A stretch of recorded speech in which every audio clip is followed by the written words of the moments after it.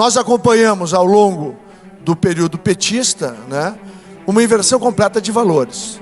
A desvalorização das forças de segurança, ninguém aqui vai esquecer que foi nesta época onde mocinho virou bandido e bandido virou mocinho, com apoio da Globo. A gente lembra das minisséries, a gente lembra das novelas, aonde o bandido era glamorizado ou a violência era relativizada, e nós chegamos a momentos onde os policiais brasileiros estavam literalmente acuados, premidos por um processo de fazer com que eles não pudessem nem defender a sua própria vida em combate por conta de uma cultura que se disseminava no Brasil. Agora um agradecimento em nome da organização pelos alimentos doados. Muito obrigado em nome da organização e peço um aplauso para os que doaram.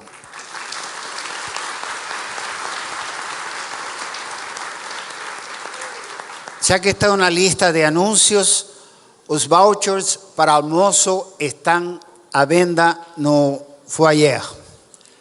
E agora sim, tem um anúncio muito importante. A vida é cheia de surpresas e às vezes excelentes surpresas. O próximo palestrante será o ministro-chefe da Casa Civil, Onyx Lorenzoni.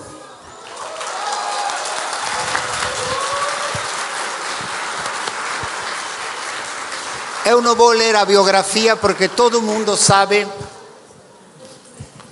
5 vezes eleito deputado, médico veterinário. 8. 7. Bom, vai ser 8 também. Bom, 7 vezes eleito deputado, médico veterinário, um infatigável lutador. E agora, mais nada. A palavra é sua, ministro. Muito obrigado. Bom dia a todos. Primeiro, Eduardo, muito obrigado por esse momento. Agradecer a Deus por esse momento extraordinário. E me permita uma coisa. Deixa eu aplaudir vocês, porque eu sonhei muito em um dia ver o que eu estou vendo aqui.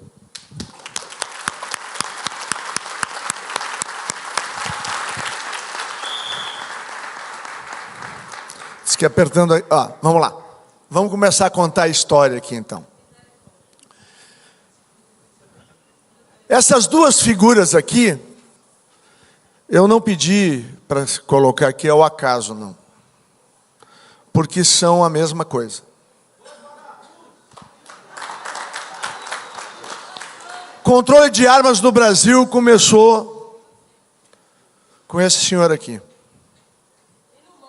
A racialização, da mesma forma. A ideologia de gênero, da mesma forma. E por fim, a facilitação para que pudesse transferir o poder de uma esquerda mais rósea para uma esquerda mais perigosa, muito mais ideológica e que tinha um projeto de poder terrível que se constituiu aqui no Foro de São Paulo.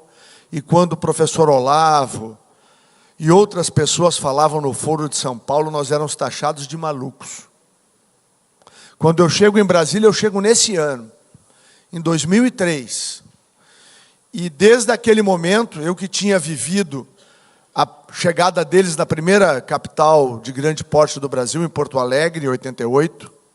Depois, eu os enfrentei em 94 e depois de novo em 98, quando eles chegaram lá. E só para lembrar que as coisas não são por acaso, não. Quando saímos do regime militar e foi outorgado à esquerda brasileira as universidades, lá nós começamos a permitir, Felipe, que o gramscismo, ministro Ernesto, pudesse ir à radicalidade no Brasil, e nós enfrentamos tudo isso ao longo dessas últimas décadas. Esta foto era a transição para algo que eu ouvi, não nesta data, 4 anos antes, mais ou menos em abril de 98, eu estava me preparando para ir para a Assembleia Legislativa do Rio Grande do Sul, ia disputar o meu 2º mandato de deputado, havia sido eleito em 94, e aí, um programa na Rádio Gaúcha, pela manhã cedo, eu estava fazendo a barba, e estava uma entrevista. Professor, o que significará, em 98, uma eventual vitória de Lula, Eduardo? Porque ele tinha subido na pesquisa, e o Fernando Henrique, não sei por que razão, naquela época, tinha caído. O que significará uma eventual vitória de Lula? Aí eu estou lá, fazendo a barba, e vem a resposta. O renascimento do projeto socialista do Brasil para o mundo. Abril de 98. Eu dizia, mas quem é esse maluco? E nada de falar o nome do cara. Quando termina a entrevista, obrigado, professor Marco Aurélio Garcia.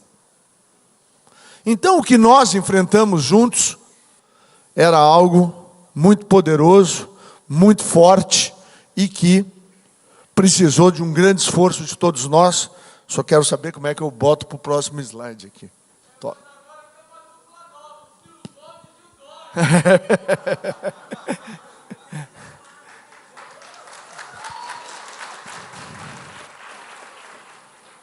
Eu estou tentando chegar lá, né? Vocês vão ver toda a minha apresentação aí.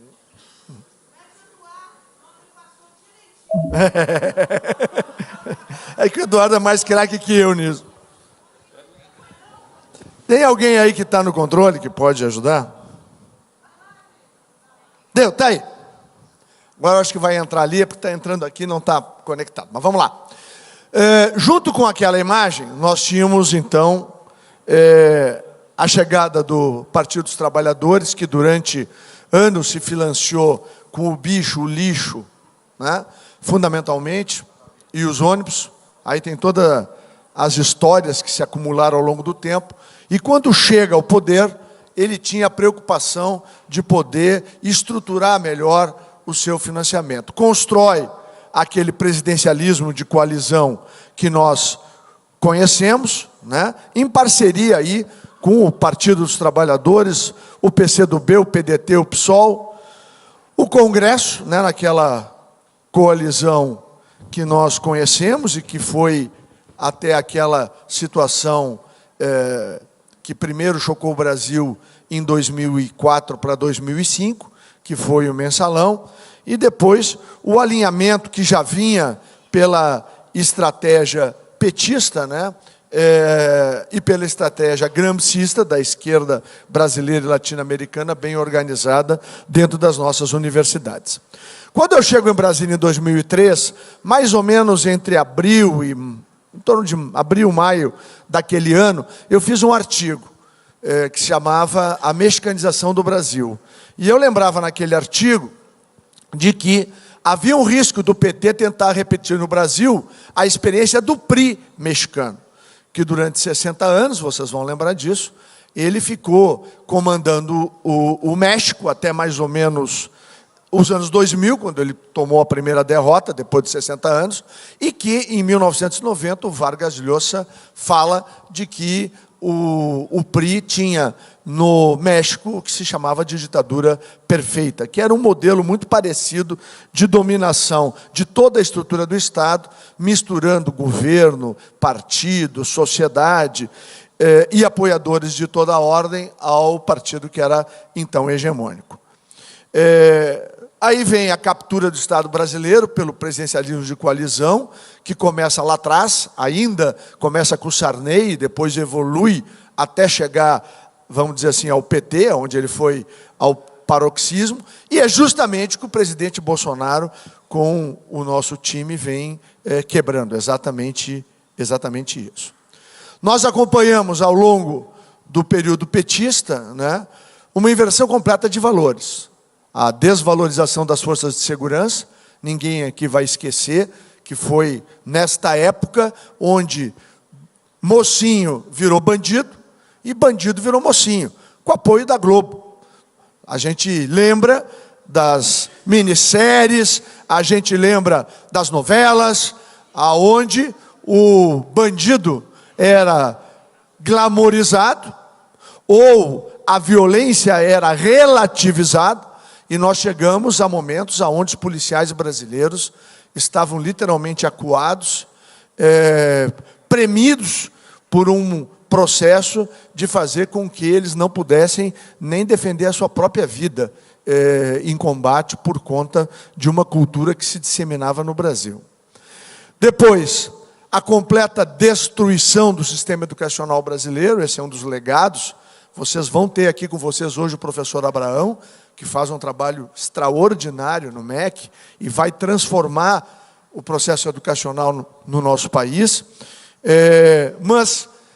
Lembrar só, né? Quando cai lá o Muro de Berlim, quando vem a Glasnost e falha o modelo soviético e o socialismo real, o que a gente tem? Os inimigos de hoje. O ministro Ernesto fica brigando no mundo todo em virtude da questão ambiental. A questão ambiental é uma das armas que eles usam para fragilizar o capitalismo. Assim como a ideologia de gênero, a sexualização das crianças era fundamental para destruir a família tradicional. Porque é a família tradicional que dá o pertencimento, que dá a consciência nacional e que se contrapôs à tese comunista lá da Primeira Guerra Mundial, onde, no momento em que essa era a ideia que havia naquela época, por isso o grito, né, de proletários do mundo, univos, lembram? Pois eles imaginavam que na Primeira Guerra Mundial, os pobres do mundo, armados, iriam se voltar contra os ricos do mundo. E os pobres de um lado se juntariam aos pobres do outro para derrubar os ricos. E não foi isso que aconteceu. O pertencimento, o nacionalismo, essa coisa verde e amarela que corre nas nossas veias, no nosso coração, que me faz, e a todos nós, ter isso muito marcadamente dentro de cada um de nós, é que nos dá essa condição de pertencimento, e é isso que fragilizou e derrotou a tese que os comunistas esgrimiam lá no início do século XX. Agora, desfazer a família tradicional, relativizar a família tradicional, é um caminho para a dominação, é um caminho para a fragilização, e isso a gente não vai deixar acontecer, não. Da mesma maneira, os ataques ao direito de propriedade, que começa, aliás, quem mais distribuiu terra no Brasil foi o Fernando Henrique. Depois foi o Lula. Agora, quem mais vai entregar título de propriedade no Brasil para os assentamentos é Jair Messias Bolsonaro e o governo de direita que se instalou no Brasil. Eu sou filho de terceira geração de imigrantes italianos. A minha família veio para cá em 1877, saída da Itália. A gente não tinha onde cair morto. Por quê, ministro Ernesto? Porque o governo da época nos dava 40 hectares de terra. A gente queria ser proprietário. Foi isso que trouxe, e aqui em São Paulo, no Brasil todo, milhões e milhões de imigrantes que nos ajudam hoje, né, como todos, grande parte de nós, a construir de várias nacionalidades, a construir o que o nosso Brasil é. E nós trabalhamos muito fortemente. Hoje existem 700.000 famílias assentadas no Brasil, todas elas com aquela vergonha do direito real de uso, aonde se o pai ou a mãe perde a vida, Eduardo, não transfere para a sua herança, não há nenhuma garantia para a família. Pois bem, os estudos estão acelerados e, além da regularização fundiária que nós vamos fazer na Amazônia Legal, que é vital para o presente e o futuro do Brasil, nós também vamos entregar, assim, 400, 500 mil títulos de propriedade no Brasil. Mas é escritura, é a posse real para poder usufruir daquela terra. Depois dos ataques ao direito à legítima defesa, nós vivemos no Brasil um dos períodos mais tristes, onde o Estado brasileiro, o governo brasileiro, garantia a bandidagem de que as pessoas de bem não tinham nenhuma chance de se defender. Nenhuma. Isso que nós fizemos e isso foi a primeira aproximação que eu fiz com o teu pai. Nós éramos dos poucos malucos da bancada da bala. lá em 2003, 2004, e nós nos dividimos para fazer o enfrentamento do referendo. E lá, de novo, como ele é definitivo, né? A tese que nós escolhemos para trabalhar no referendo foi a verdade, contrapondo a mentira. E década depois, Bolsonaro é iluminado e ele escreve o João 8,32. E a verdade vos libertará. E com a verdade, ele chega à presidência, e com a verdade nós vamos transformar o Brasil.